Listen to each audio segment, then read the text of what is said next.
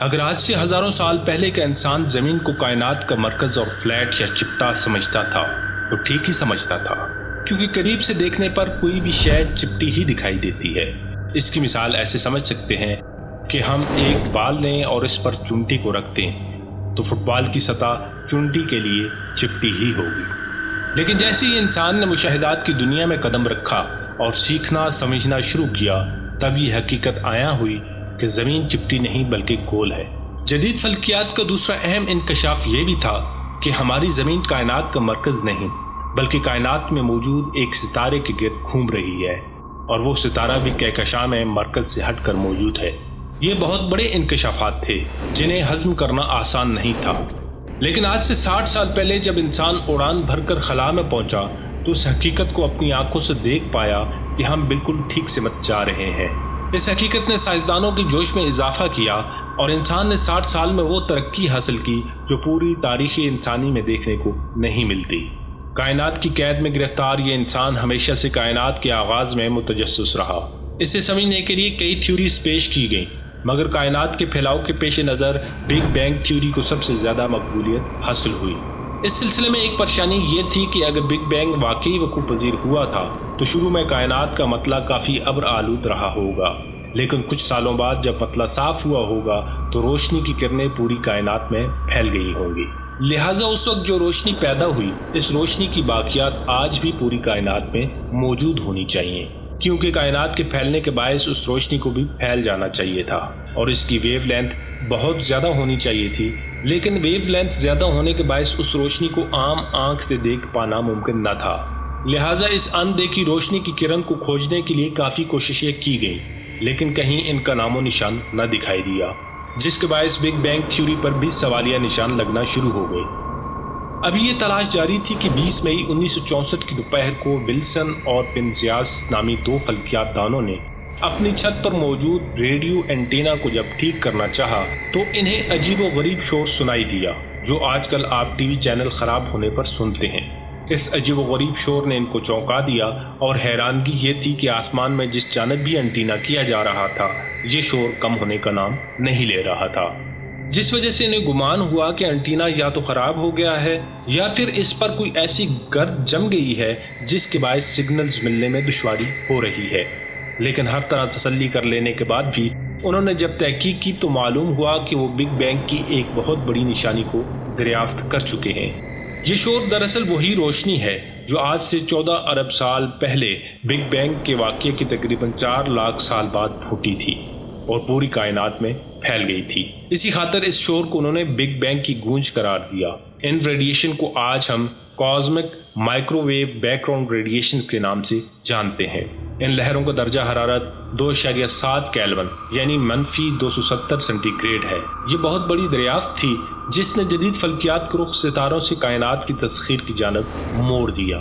یہ دریافت حادثاتی طور پر بغیر کسی کوشش کے ہوئی تھی، لیکن اس کی اہمیت اس قدر زیادہ تھی کہ اس دریافت پر ان دونوں فلکیات دانوں کو 1978 میں نوبل پرائز دیا گیا۔ Cosmic microwave background radiation کے مل جانے سے جہاں بگ بینگ تھیوری کے حق میں بہت بڑا ثبوت ہمارے ہاتھ لگا، وہیں کائنات کے آغاز کے متعلق بھی ہمیں کچھ سمجھ آنا شروع ہو گیا۔ اس دریافت کے ذریعے ہمیں یہ موقع مل گیا کہ کائنات کے ماضی میں جھانک کر اس کو سمجھ سکیں۔ جیسا کہ پہلے بیان کیا گیا ہے کہ کائنات کے پھیلاؤ کے باعث cosmic microwave background radiation کی ویو لینتھ بہت زیادہ ہو گئی تھی، جس وجہ سے ہم عام آنکھ سے اسے دیکھ نہیں پاتے۔ اس کو دیکھنے کے لیے ناسا نے ایکسپلورر 66 اور Wilkinson microwave anisotropic probe launch کیا، جبکہ دوسری جانب یورپی خلائی ایجنسی نے پلانک نامی اسپیس کرافٹ لانچ کیا۔ ان تینوں اسپیس کرافٹ نے ایک ایک کر کے خلا میں پہنچ کر ان ریڈیائی لہروں کا ڈیٹا حاصل کیا اور کائنات کے بچپن کی تصاویر بنانے کی کوشش کی۔ شروع میں ان مشنز کو کامیابی حاصل نہ ہوئی، مگر وقت کے ساتھ ساتھ انہوں نے کائنات کی شروع کے ادوار کا نقشہ حاصل کر لیا۔ اس نقشہ جات کے ذریعے ہمیں نئی معلومات ملی جنہوں نے بگ بینگ تھیوری پر مہر تصدیق ثبت کی۔ ان معلومات کے ذریعے سائنسدانوں کو ہماری کائنات کی شروع کے ادوار کے علاوہ کائنات کی شکل بھی سمجھنے میں مدد ملی۔ سائنسدانوں کا اندازہ تھا کہ ہماری کائنات کی شکل 3 طرح کی ہو سکتی ہے، یا تو یہ کائنات زمین کی طرح گول ہونی چاہیے، یا پھر یہ گھوڑے کی کاٹی کی طرح کناروں سے اٹھی ہوئی ہونی چاہیے۔ اگر یہ دونوں نہیں ہے تو اس کو چپٹا یعنی بالکل سیدھا ہونا چاہیے۔ कायनात की शक्ल का अंदाजा लगाने के लिए दो तरह के तरीकाकार इस्तेमाल किए गए। सबसे पहले इन मिशंस के जरिए मिलने वाले डाटा को जब देखा गया तो मालूम हुआ कि हमारी कायनात में ये रेडियाई लहरें हर जगह यकसां तौर पर मौजूद हैं। कहीं गर्म हैं, कहीं ठंडी हैं। नक्शे पर गर्म इलाके इन जगहों को जाहिर करते हैं जहां पर कायनात के शुरू में सितारे और कहकशाएं पैदा हुई। हमें मालूम है कि अगर किसी भी गोल चीज पर हम ट्रायंगल बनाएं तो इसका मजमूई जाविया 180 डिग्री से ज्यादा का होगा। अगर किसी चिपटी सतह पर ट्रायंगल बनाएं तो इनका मजमूई जाविया 180 डिग्री का होगा। और अगर कोई सतह घोड़े की काठी की तरह किनारों से उठी हुई हो तो इस पर ट्रायंगल बनाने के बायस जाविया 180 डिग्री से कम होगा।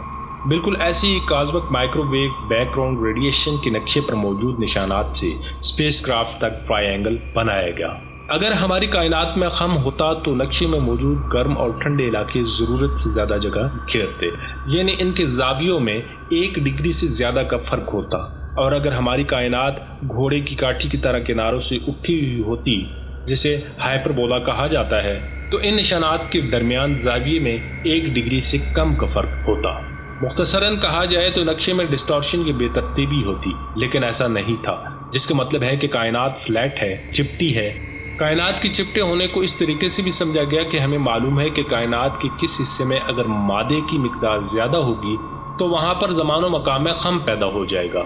सो अगर कायनात में मादे की मिकदार बहुत ज्यादा होगी तो कायनात की शक्ल गोल होगी। अगर ऐसा होता तो कायनात एक हद तक फैलेगी, इसके बाद दोबारा इसी नुक्ते में बंद हो जाएगी जहां से बिग बैंग के वक्त इसका आगाज हुआ था। अगर कायनात में मादे की मिकदार कम हो तो कायनात की शक्ल काठी जैसी होगी, यानी किनारों से उभार होगा। अगर कायनात में मादे की मिकदार इसकी क्रिटिकल डेंसिटी के बराबर हो तो कायनात फ्लैट होगी। इन दोनों इकसाम की कायनातें हमेशा फैलती रहेंगी और बिल आखिर ठंडी हो जाएंगी। हिसाब किताब करने और डाटा को खंगाल लेने के बाद मालूम होता है कि हमारी कायनात में मादे की मिकदार इसकी क्रिटिकल डेंसिटी के बराबर है, जिस वजह से हमारी कायनात फ्लैट है। इन तहकीकात के बाद ऐलान किया गया कि हम दरअसल एक चिपटी कायनात में रहते हैं जो सफ़े की तरह सीधी है और फैलती जा रही है। मगर यहाँ सवाल ये पैदा होता है कि जैसे हम ज़मीन पर रहते हुए हज़ारों साल तक इसे फ्लैट समझते रहे, क्या ऐसी गलती हम कायनात के मामले में भी कर रहे हैं? साइंसदानों का अंदाज़ा है कि हमारी काबिल मुशाहिदा कायनात 93 अरब नूरी साल वसी है। इन 93 अरब नूरी साल के बाहर क्या है? क्या इसके बाहर कायनात का वो लामुतनाई हिस्सा मौजूद है जिसका दीदार हम नहीं कर पा रहे? ये ख्याल भी जहन के दरीचों पर दस्तक देता है कि हो सकता है कि कायनात गोल ही हो और 93 अरब नूरी साल इस कायनात का एक छोटा सा इलाका हो, जिस वजह से कायनात का खम हमें दिखाई नहीं दे रहा। जैसे हम जमीन पर बैठे हुए हम जमीन के खम को आम आंख से महसूस नहीं कर पाते, कायनात की पुरस्कारियत के बायस बेशुमार मासूम सवालात हमारे जहन पर हर लम्हा सवार रहते हैं।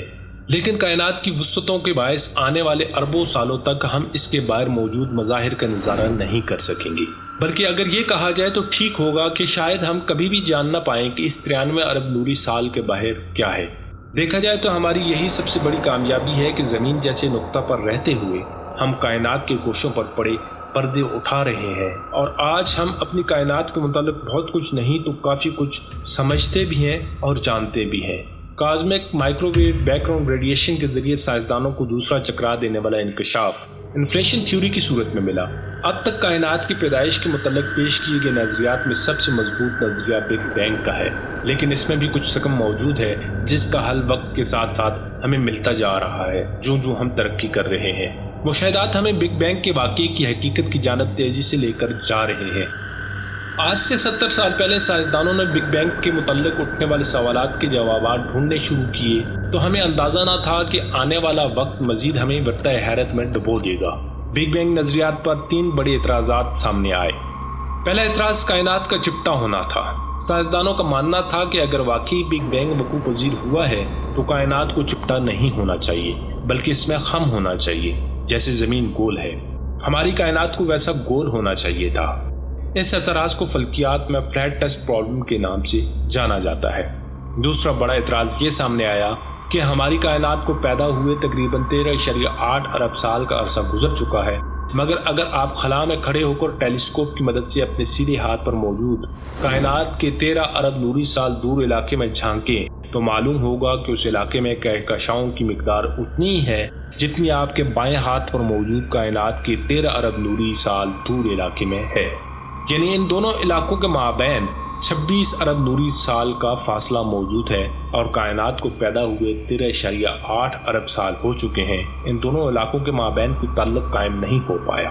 اس کے باوجود دونوں علاقوں کو درجہ حرارت اور مادے کی مقدار ایک جیسی ہے۔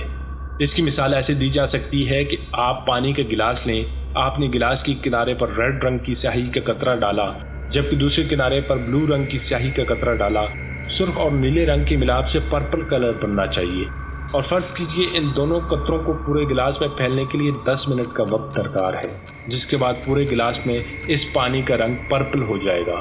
لیکن آپ 1 منٹ بعد دیکھتے ہیں تو معلوم ہوتا ہے کہ پورے گلاس میں پانی پرپل رنگ کا ہو گیا ہے۔ آپ لازماً حیران ہوں گے کہ ابھی تو دونوں رنگوں کا میلاپ ہونے کے لیے کافی وقت درکار تھا، اس لیے اس سے پہلے دونوں رنگوں نے مل کر تمام پانی کو پرپل کیسے کر دیا؟ بالکل کچھ ایسا ہی سوال سائنسدانوں کے ذہنوں میں گونجنا شروع ہو گیا کہ کائنات کے دو ایسے کنارے جو 26 ارب نوری سال دور ہیں، ان دونوں کا درجہ حرارت اور کہکشاؤں کی مقدار ایک جیسے کیسے ہے؟ اس اعتراض کو فلکیات میں ہورائزن پرابلم کے نام سے جانا جاتا ہے۔ ابھی ان دو سوالوں نے بگ بینگ نظریے کے حامیوں کو چین سے بیٹھنے نہیں دیا تھا کہ تیسرا اعتراض بھی سامنے آ گیا۔ String theory, grand unified theory اور تھیوری آف ایوری تھنگ یہ بتاتی ہیں کہ بگ بینگ واقعے کے وقت کائنات میں موجود تمام قوتیں ایک تھیں۔ بگ بینگ سے کچھ وقت بعد یہ قوتیں electromagnetic force, weak nuclear force, strong nuclear force, کشش ثقل اور دیگر اقسام کی قوتوں میں تقسیم ہو گئیں۔ یہی تھیوریز یہ بھی پیشن گوئی کرتی ہیں کہ اگر واقعی بگ بینگ جیسا کوئی واقعہ ماضی میں وقوع پذیر ہوا تو کائنات میں جگہ جگہ یک قطبی مقناطیسی میدان ہونے چاہیے، یعنی میگنیٹک مونوپولز ہونے چاہیے تھے، لیکن ہمیں کائنات میں کہیں بھی ایسا کوئی یک قطبی مقناطیسی میدان دکھائی نہیں دیتا۔ مختلف لیبارٹریز میں کوشش کی گئی ہے کہ جیسے دیگر کوانٹم ذرات کو تلاش کیا گیا ہے، شاید کوئی مونوپول ذرہ بھی دریافت ہو جائے جس سے بگ بینگ واقعے کا اہم ثبوت مانا جا سکتا ہو، لیکن ہماری زمین کیا کائنات کے کسی گوشے میں ایسا کوئی ذرہ یا علاقہ دریافت نہ ہو سکا، جس وجہ سے بگ بینگ پر اٹھنے والے اعتراضات ٹھیک معلوم ہونے لگے۔ یک قطبی مقناطیس کی غیر موجودگی کے اعتراض کو مونوپول پرابلم کے نام سے جانا جاتا ہے۔ اسی تیسرے اعتراض کو سمجھنے کے لیے کئی سائنسدانوں نے سرتوڑ کوششیں کی، مگر 1979 میں ایلن گوتس نے اس کا ممکنہ حل پیش کیا، جس کو آج ہم انفلیشن تھیوری کے نام سے جانتے ہیں۔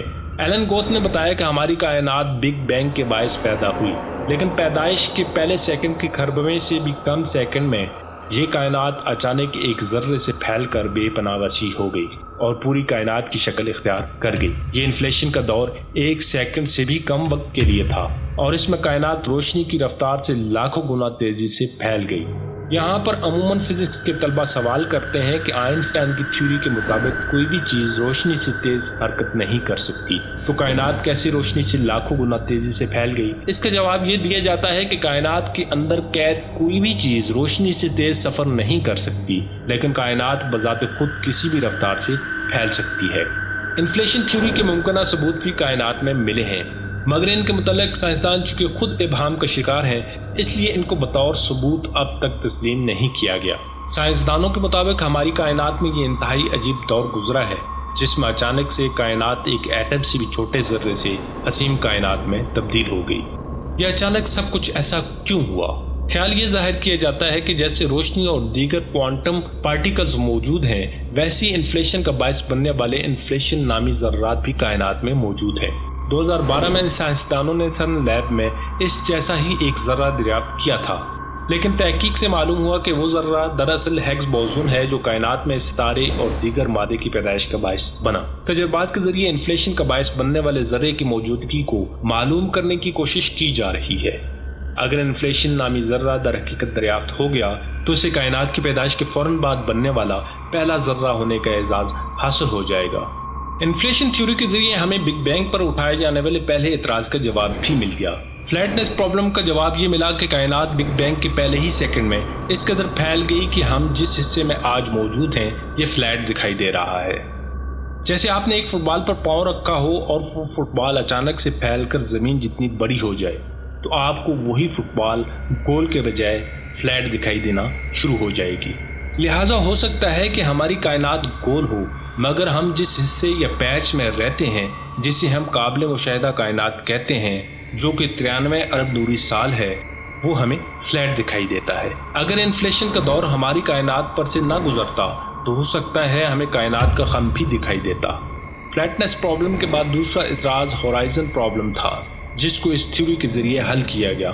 انفلیشن تھیوری کے مطابق انفلیشن سے پہلے جس وقت کائنات ایک نقطے میں تھی، اس دوران پوری کائنات کو موقع مل گیا تھا کہ اپنے درجہ حرارت کو برابر کر لے اور تمام کثافت کو برابر بانٹ لے، جس وجہ سے آپ کو کائنات میں ہر جگہ ایک جیسا درجہ حرارت اور ایک جیسی مادے کی مقدار دکھائی دیتی ہے۔ انفلیشن کے باعث ہمیں یوں لگتا ہے کہ کائنات کے کنارے کبھی آپس میں کنیکٹ نہیں تھے، لیکن حقیقت یہ ہے کہ انفلیشن سے پہلے کائنات کا ہر علاقہ آپس میں کنیکٹڈ تھا۔ تیسرا اعتراض، جو کہ مونوپول پرابلم کے نام سے جانا جاتا ہے، اس کے جواب انفلیشن تھیوری نے ایسے دیا کہ بگ بینگ کے فوراً بعد انفلیشن کے وقوع پذیر ہونے سے پہلے میگنیٹک مونوپولز وجود میں آ گئے، مگر انفلیشن کی وجہ سے جب کائنات پھیلی تو یہ مقناطیسی مونوپول انتہائی کمزور ہو گئے۔ آج یہ اتنے کمزور ہیں کہ ان کو ڈیٹیکٹ کرنا ممکن نہیں۔ بگ بینگ کی گتھیاں سلجھانے میں انفلیشن تھیوری نے چونکہ بہت اہم کردار ادا کیا، اسی وجہ سے انفلیشن تھیوری کو بگ بینگ کا ایکسٹینڈڈ ورژن بھی کہا جاتا ہے۔ اس عجیب و غریب تھیوری نے ایک اور مشکل حل کی۔ جدید سائنس نے 2015 اور 2017 میں تجربات کے ذریعے تصدیق کی ہے کہ ہر سیکنڈ کے قلیل حصے میں کوانٹم لیول پر ذرات بنتے اور مٹتے رہتے ہیں، جسے ہم کوانٹم فلکچویشنز کے نام سے جانتے ہیں۔ ہمیں نظر آنے والی خلا دراصل خالی نہیں ہے، بلکہ یہ مختلف قسم کے فیلڈز اور ذرات سے بھری پڑی ہے۔ اس لیے سائنسدانوں کا اندازہ ہے کہ بگ بینگ کا واقعہ بھی اسی طرح پیش آیا کہ خلا میں کوانٹم فلکچویشن کے باعث کوانٹم ذرہ بنا اور اسی دوران میں انفلیشن ہوئی، اور وہ کوانٹم ذرہ سیکنڈ کے کھربویں حصے میں ایک کوانٹم ذرے سے کائنات میں تبدیل ہو گیا۔ اس ذرے میں جہاں پر کوانٹم فلکچویشن کی ڈینسٹی زیادہ تھی، اس ذرے کے بڑے ہو جانے پر وہ کوانٹم فلکچویشنز واپس عدم میں نہ لوٹ سکی۔ ان جگہوں میں مادہ بننا شروع ہو گیا جو کروڑوں سال بعد ستاروں کی شکل میں سامنے آیا، جبکہ بقیہ خالی جگہ خلا بن گئی۔ جدید سائنس جو کائنات کو سمجھتی جا رہی ہے، کائنات اتنا ہی حیران کن رویہ دکھانا شروع ہو گئی ہے۔ اگر ہم ٹھیک سمت میں جا رہے ہیں تو سوال پیدا ہوتا ہے کہ یہ سب کچھ اور ہماری کائنات جس کوانٹم پارٹیکل سے وجود میں آئی، جس نے صرف ایک سیکنڈ کی قلیل مدت کے لیے جنم لیا تھا لیکن انفلیشن کے باعث امر ہو گیا، کیا یہ سب کچھ صرف ایک حادثہ تھا؟ کیا ہم سب یہاں تک کہ ہماری کائنات عدم سے وجود میں آئی؟ کیا یہ بھی ممکن ہے کہ آج کسی کوانٹم ذرے میں انفلیشن ہو جائے اور ہماری کائنات کے اندر ہی نئی کائنات وجود میں آ جائے؟ سائنسدان ہر دن اس متعلق تحقیق میں آگے بڑھ رہے ہیں، لیکن کائنات کے متعلق ایک پہلی ہم سلجھا نہیں پاتے کہ دوسری گتھی سلجھنے کے لیے منتظر کھڑی ہوتی ہے۔ کائنات کا یہ عجیب رویہ اسی خاطر ہے کہ ہم ابھی اپنے نظام شمسی سے باہر نکل نہیں پائے، جس کا احاطہ فقط ایک نوری سال ہے، جبکہ ہماری قابل مشاہدہ کائنات 93 ارب نوری سال ہے، اور اس سے باہر موجود کائنات کتنی وسیع ہے اس کا سوچنا بھی محال ہے۔ ناظرین، اس کے ساتھ ہی ہماری آج کی یہ ویڈیو یہاں پر اختتام پذیر ہوتی ہے۔ اگر آپ کو ہماری آج کی یہ کاوش پسند آئی ہو تو اپنے دوست احباب کے ساتھ ضرور شیئر کیجیے۔ اللہ تعالی ہم سب کا حامی و ناصر ہو، آمین۔